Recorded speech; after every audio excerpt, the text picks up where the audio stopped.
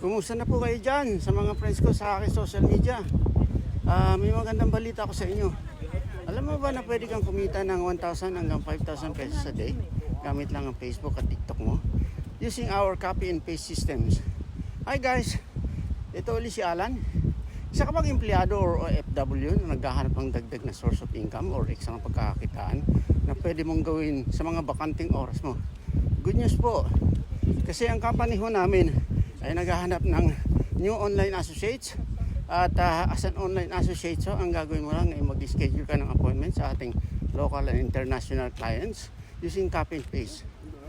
Cellphone lang o kaya laptop, pwede na basta meron kang stable internet. Yes, tama yung narinig mo, by simply doing copy and paste pwede mo pagkakitaan ng social media mo.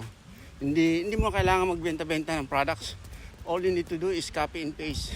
At posible kang kumita ng mga 20,000 hanggang 50,000 pesos a month. At depende sa sipag mo. Pwede mo rin itong gawing part-time o full-time.